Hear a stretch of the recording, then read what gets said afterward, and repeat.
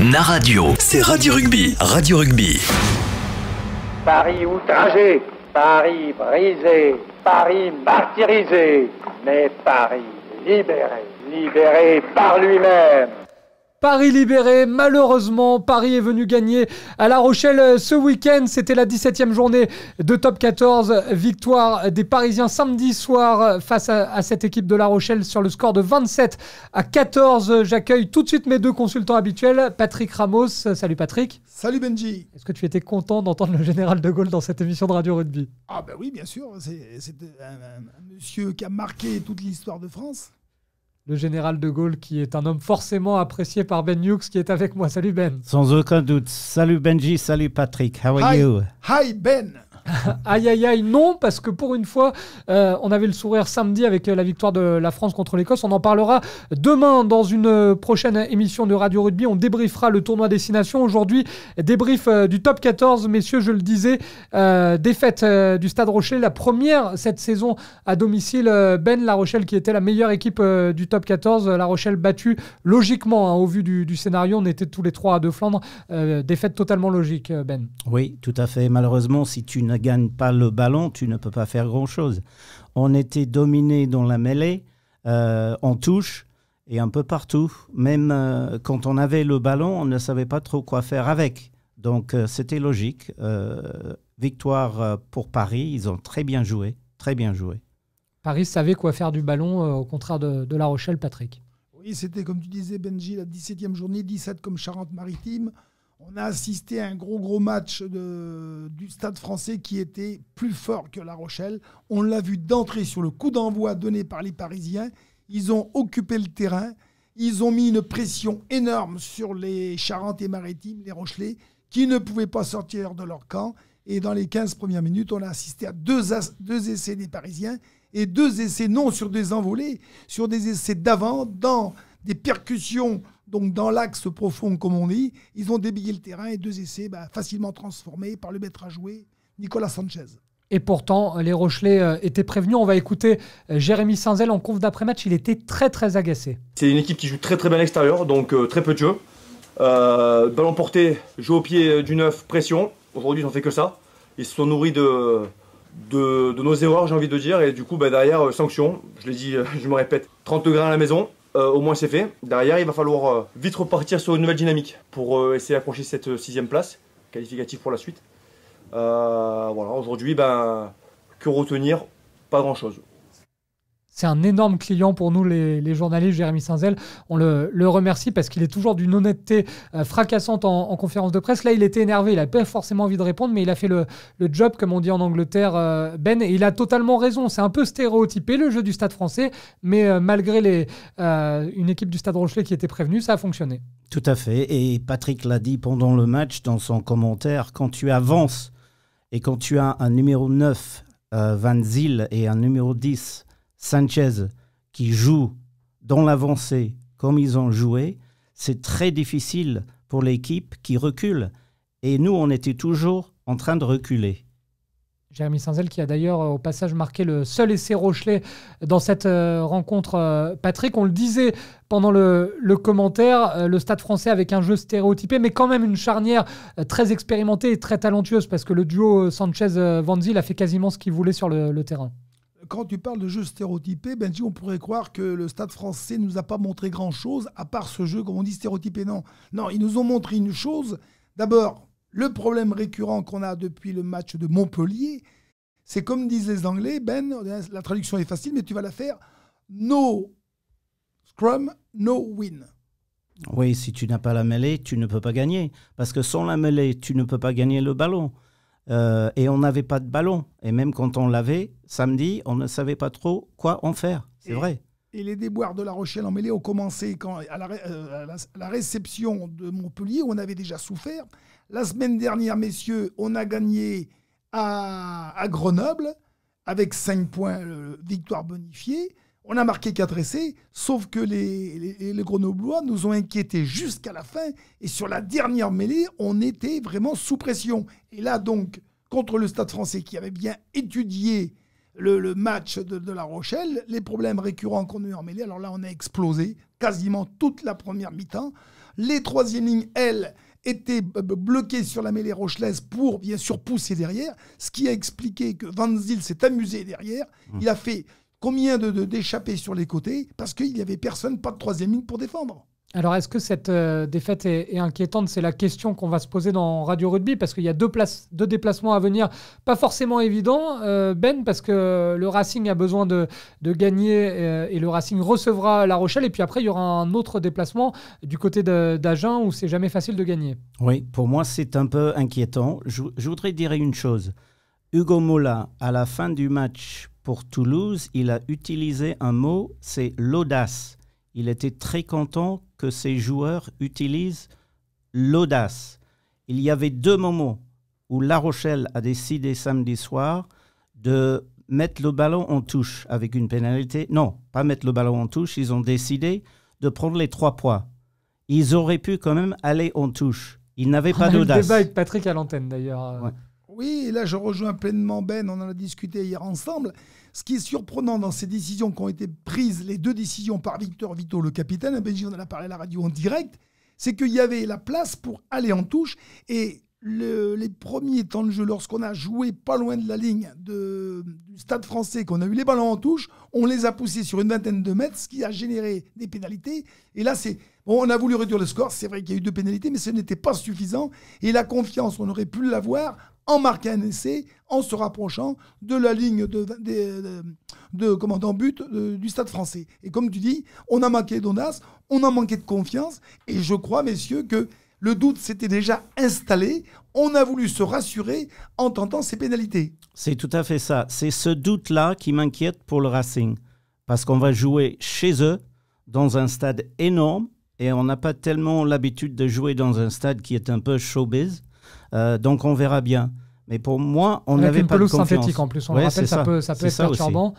Il y a eu un tournant aussi dans le match, hein, Ben, c'est ce Diego Maradona de Nicolas Sanchez là, qui nous sort un coup de pied pour éviter l'essai de Pierre Aguillon. S'il y avait eu essai à ce moment-là, peut-être que la rencontre était totalement relancée. Oui, c'est vrai. Il y avait des moments qui étaient très importants pour nous et on n'a pas réussi à concrétiser.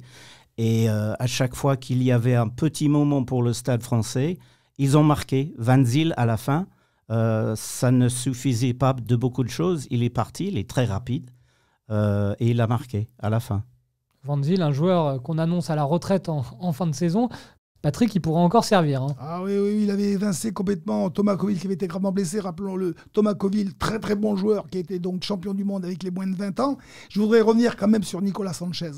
On a vu une très bonne charnière efficace du Stade Français. Et Nicolas Sanchez, un Argentin, il m'a rappelé Juan Martín Hernandez, il m'a rappelé Diego Dominguez, né à Cordoba en Argentine, italien d'accord, mais argentin au départ.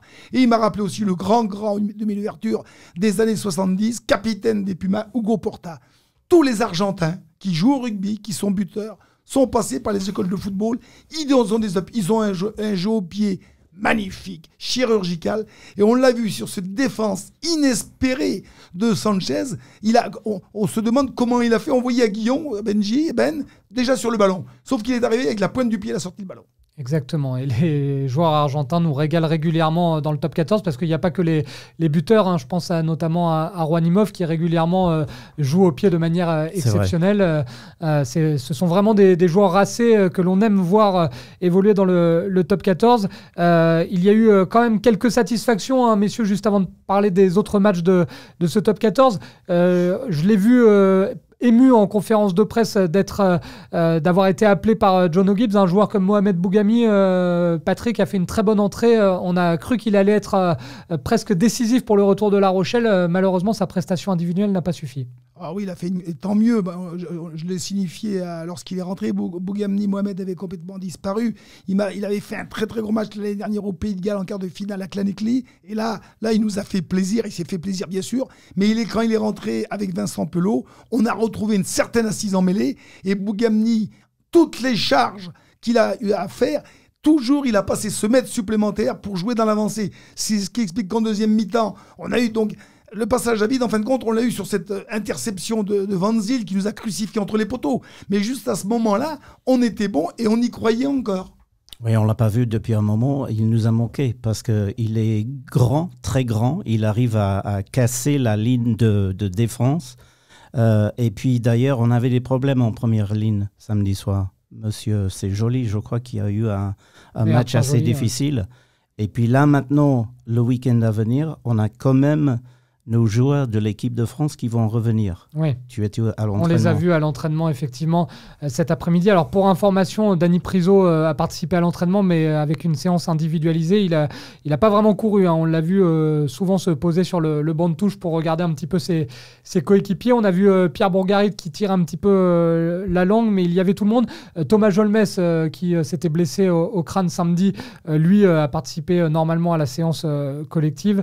Arthur Joly était dans le coin également. Voilà pour les dernières nouvelles. On a vu une séance très physique basée beaucoup sur le jeu et on a vu un Xavier Garbajosa très impliqué au milieu de ses joueurs. Il y a une rumeur qui circule sur un départ vers Montpellier. On en parlera dans l'émission de mercredi, mais en tout cas pour quelqu'un qui est censé être sur le départ, Xavier Garbajosa, pour info, était très impliqué. Il était au milieu du terrain sur l'entraînement à diriger tout le monde. Les deux équipes, il y avait les jaunes et les oranges et il était à fond avec le sifflet à la bouche. Voilà peut-être une première information. Messieurs, on va passer aux autres résultats de la 17e journée de Top 14. On va faire ça dans l'ordre, Patrick. Attention, on parlait d'un Stade Rochelais inquiétant peut-être, c'est Ben qui le disait. Le Stade Rochelais 4e désormais a déjà perdu une place.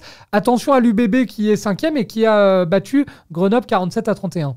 Ah oui, je le disais avant le match La Rochelle-Stade Français, si les deux équipes parisienne perdait, ça ouvrait une voie royale pour La Rochelle. Bon, le Racing est quand même très mal placé suite à sa nouvelle défaite donc à l'extérieur à Castres, ce qui permet donc à l'UBB et à Castres de se repositionner pour entrer dans les 6. Bon, La Rochelle y est encore. Mais si le Racing, ne fait pas un résultat contre La Rochelle, et puis on l'espère pour nos Rochelais, le Racing sera mis à l'écart. Montpellier, c'est fini. Toulon, il y a longtemps. Alors donc, c'est vrai, Benji, l'UBB, à travers cette nouvelle victoire, se replace dans les 6. L'UBB qui a donc battu, je le disais, Grenoble 47-31. On a parlé de Castres Racing 18-9, victoire du Castres Olympique, ça c'était dimanche. On a parlé également de Montpellier battu à Toulouse 27-14. L'autre match qui a des conséquences énormes au classement, c'est l'USAP, parce que l'USAP, on les avait quittés sur un exploit à Montpellier. Il fallait absolument enchaîner à domicile face à Agen. L'USAP qui perd 20-13. L'USAP, lanterne rouge du top 14 et puis quasiment les deux pieds en Pro D2, Ben. Oui, c'est dommage parce que je les plains. C'est très, très difficile, je crois, de faire une saison comme ça. Ils ont gagné, comme tu dis, la semaine dernière et tout le monde espérait autre chose. Contre Agen, ce n'était pas le cas. Et puis maintenant, d'ici la fin de la saison, ça va être très, très dur pour Perpignan. Défaite donc de l'USAP, Patrick. On en parlait d'ailleurs au stade à Marcel de Flandre parce qu'on voyait la pauvre Marion qui s'occupe un peu de la com du Stade Rochelais, qui est catalane et supportrice de l'USAP. On l'a vu au début du match qui faisait un peu la tronche, donc on en a parlé. Forcément, Patrick, c'est un club emblématique du top 14. C'est dommage de les voir déjà repartir en Pro D2 si jamais les résultats se confirment. Oui, mais ça démontre que ce top 14 est un championnat quand même très très dur, de plus en plus homogène. Il n'y a plus de petites équipes. La grande surprise, ça a été quand même cette défaite chez eux, là, contre Agen. Agen qui joue la descente ou la place de barragiste. La descente, elle est quasiment acquise, malheureusement, pour les Catalans. La place de barragiste, ça va se jouer entre Agen et Grenoble. Mais Agen nous a régalé quand même à travers le match contre Toulon, cette victoire. Moi, je ne pensais pas, sincèrement, objectivement, que Agen allait gagner à Perpignan, surtout que les Catalans avaient gagné à Montpellier la semaine d'avant, mais on s'aperçoit quand même que sur un match comme les Catalans avaient complètement maîtrisé à Montpellier, c'est qu'ils ont laissé des plumes là-bas. Est-ce que ça montre aussi peut-être qu'il y a un grand écart entre Pro D2 et le top 14 ? Parce que c'est quand même un peu le moving chairs, comme on dit en Angleterre, c'est-à-dire qu'il y a des équipes qui montent et puis ça redescend presque tout de suite. Et il nous reste 30 secondes pour vous dire que le choc a été remporté par le Loup face à Clermont 19-13. C'est pour ça que La Rochelle est 4e au moment où on enregistre cette émission, puisque le Loup a gagné à domicile et le Loup, grâce à sa série de victoires, est désormais 3e. Messieurs, demain on se retrouve pour faire le débrief du tournoi des 6 nations avec cette victoire enfin de l'équipe de France. Et puis il y aura évidemment des radios rugby mercredi, jeudi et vendredi. On reviendra sur cette rumeur Xavier Garbajosa à Montpellier. mercredi. Bonne soirée, messieurs. Bonne soirée, Benji, à demain. Bonne soirée tout le monde. Na Radio, c'est Radio Rugby. Radio Rugby.